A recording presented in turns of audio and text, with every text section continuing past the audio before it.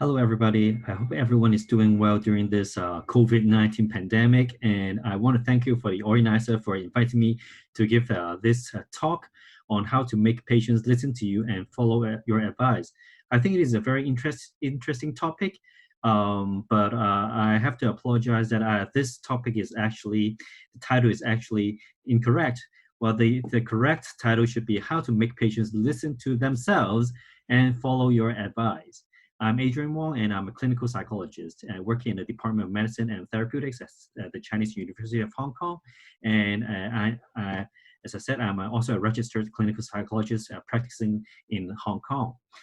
Okay, so the first message that I want to talk about is that no one is truly motivated. The question is just to where to find the motivation is. So if you can spot the needle in the haystack, then you got it. So in the ideal situation, well,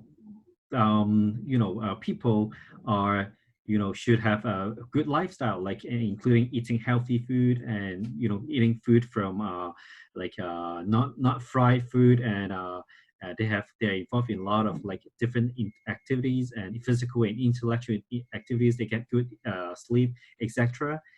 But the fact is that in the clinic, what you see most patients those are unhealthy patients. They eat a lot of junk foods and they have bad habits. They smoke and they eat too much and they do not do much exercise. And of course, when you see these patients, you see a lot of you have a lot of things for them. For example, medications, you want to prescribe them with exercise and a good diet regimen, and have them quit smoking and drink moderately. And how you are going to present a message most often in a very basic clinical setting is that you need to do this and that, all right, from the doctor. And most often the patient respond, well, sure. And he walks away from the clinic. All right. And how much do you think your patients comply to your instructions? Well, let's look at some figures from research. Well, we can see from different research showing that non-adherence to community-based exercise advice is 30% in older adults. And in a rehab setting, non-adherence is as high as 50%. And in another clinical trial, with the DASH dietary pattern, it shows that 80%, 8 in 10 people did not meet the predefined dietary pattern in that clinical study. And what's more alarming is that, but obvious, of course, is that those who do not comply well are the ones who need your advice most. So there are people with less ideal health. All right, so what we often do is to tell the patients what to do and expect them to comply our instructions. Well, this is called the expert trap. Well, we all fall into this. Well, why the expert trap? Because, well, I am the expert here. I know best, and please just listen to my professional advice. I have no time for to talk much with you about this. Just listen to it, and I want to get my job done, and other patients are waiting. All right. But from these studies, we know that we need more than this, just telling patients what they do, because most often they don't do it. All right, so today I want to introduce a counseling approach, which is called motivational interviewing, which is a counseling approach that was developed by Miller and Ronick, two psychologists, in 1991. And it is an evidence-based counseling approach focusing on eliciting the patient's intrinsic, the internal motivation for change of behaviors.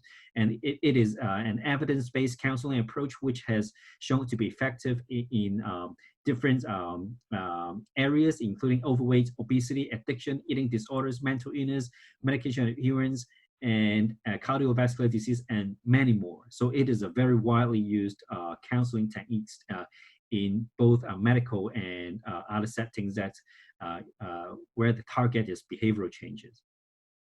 So when you tell patients to do something, what's going on in that patient's mind? Well, when you tell them to do something, there is a struggle, and this struggle is called ambivalence. And this ambivalence is a disequilibrium. So it is and unpleasant.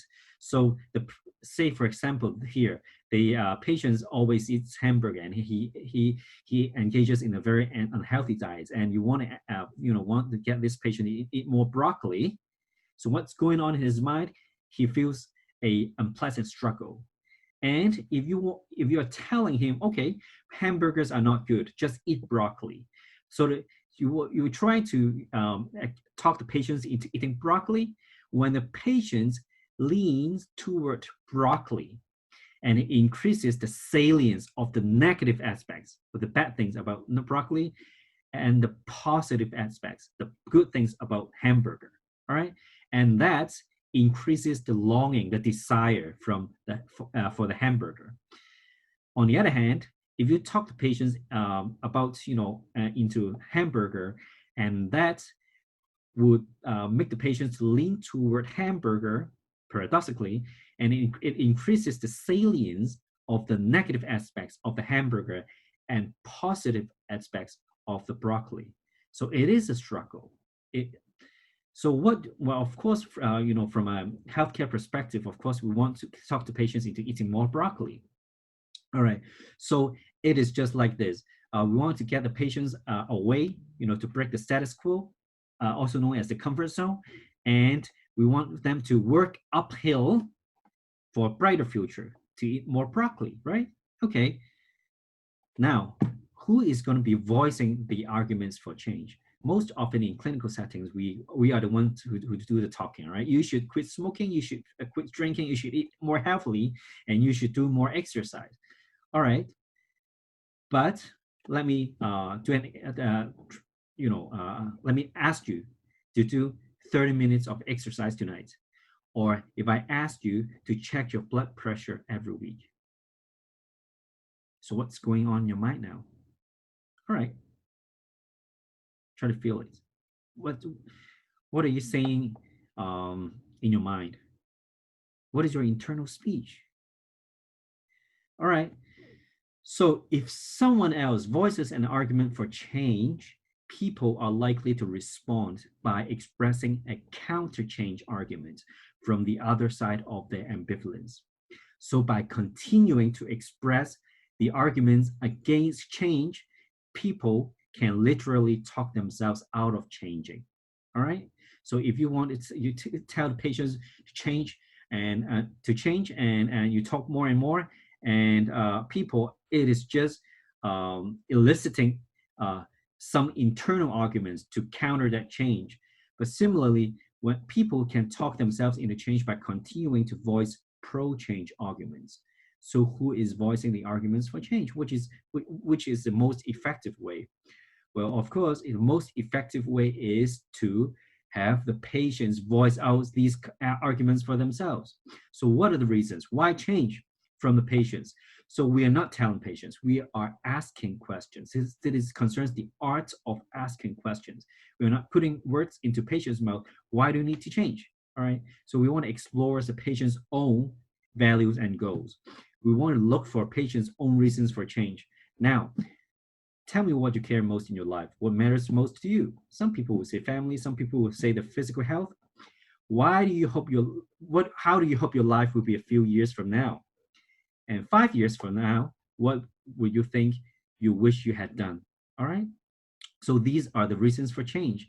And we want to explore the discrepancy between their current behaviors. Say, for example, they smoke, and how these current behaviors lead to or interferes with their goals and values. Okay, suppose you want to continue to eat like the way you do now. What do you imagine the worst thing will happen? All right. It sounds like you can continue eating like this without any consequence, right? So it's sort of like a sarcasm, but of course, when you say it, there should be no like not in tone of not in a sarcastic tone. So it is very important for you to actually for the patients to voice out the reasons and why, and the fact that what they're doing now is not conducive for them to reach their goals and is not consistent with their own values. And actually, everyone has motivations. Everyone. So this is a very famous triangle. It's called the Maslow hierarchy of needs. While there are at different stages, we have physiological needs, safety needs, and belonging and love needs, esteem needs, and at the top we have self-actualization. And everybody has some needs. Okay, it could be at any level in this triangle. So if we can nail it, then we can motivate the patient. And when you're talking with the patients, you'll see different kinds of talks. All right. So these are what we call the sustained talk that is against change, and the change talks or statements that are pro change. So the sustained talk, sometimes you will hear them say, I can't do this. I'm not ready for this. I have been smoking all my life and I can't sleep without it. I don't have time for exercise. It's too hard for me. I don't care much about this. And the worst is I'm prepared for the risk. I'll just keep doing it. All right. So these are the statements that you can see that patients are actually leaning towards not changing, but you at the same time, because ambivalence, right? So you also hear the change talk. That means there will be statements that indicates that patients is leaning towards the change. For example, desire. I want to lose some weight.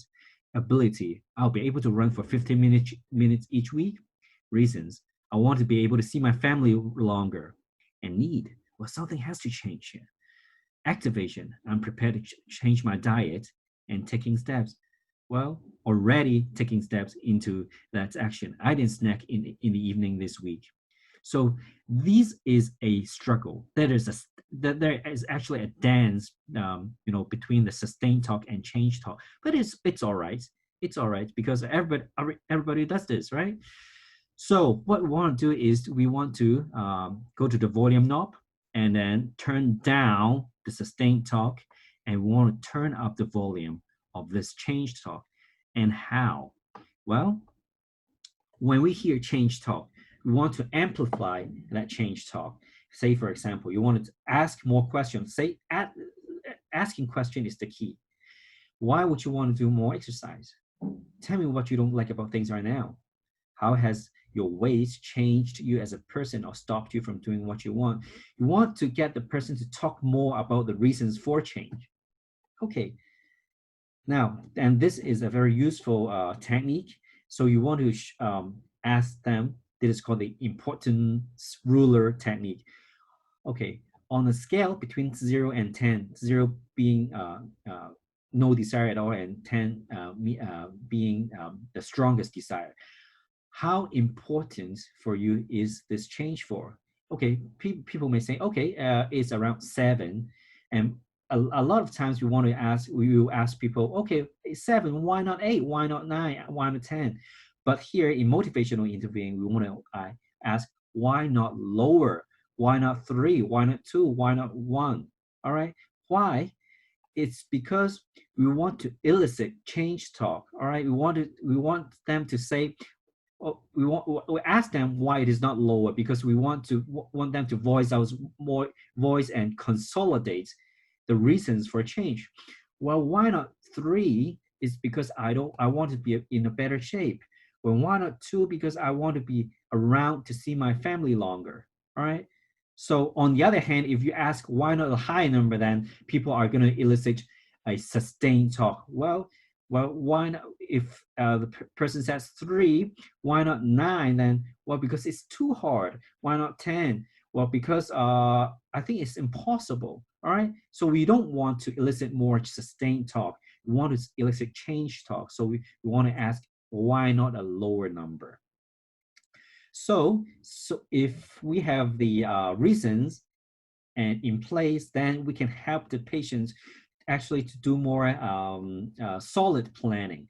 Of course, everybody knows the SMART goals, right? So, well, what we're trying to do is actually we should start small, something that is really manageable, and we want to do it in a incremental manner. All right, small steps at a time, and we want to be derive a very solid plan with information on where, what, when, and who. All right, about the behavioral change plan. And we also want to develop some short-term concrete goals that is operationalized by objective measures. And we want to, at the same time, we also want to anticipate obstacles. And after the patient has done it, we want to want the patients to reward themselves about doing it. Okay, so this is a plan for a 50 minutes jogging for 3 times a week.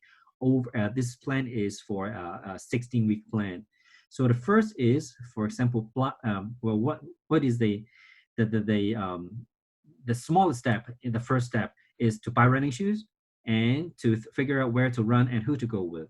All right, so the first 2 weeks we focus on walking for 5 minutes 2 times a week.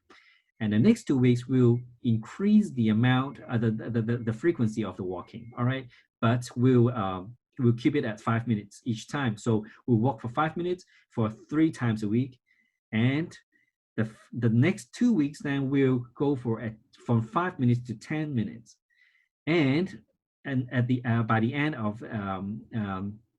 the second month, we want to be able to start jogging. All right, so we'll walk for 2 times and we'll jog for 5 minutes once a week, and etc.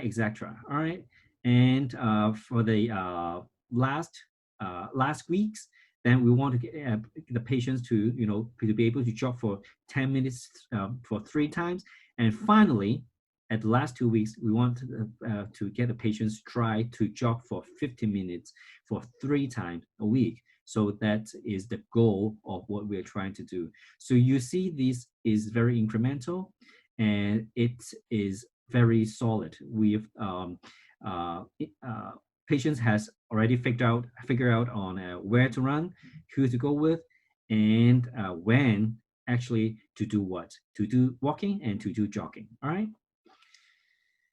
So this is another theory, psychological theory, that is a motivational theory. Well, that is very also important. Is the patient has the autonomy. It is really up to them to to whether to do this or not. So they have the freedom to choose. They have the freedom to make the behavioral change or not, and they also have the freedom to choose whatever activities they want to do. And this autonomy, okay, give them putting them actually behind the wheel actually increases the internal motivation for change. All right, and of course the change has to be within ability level, that is competence, and more very often and it is useful to actually involve other people, say for example peer or family, actually to cheer them up, or even engage in the program, also with the patients. All right,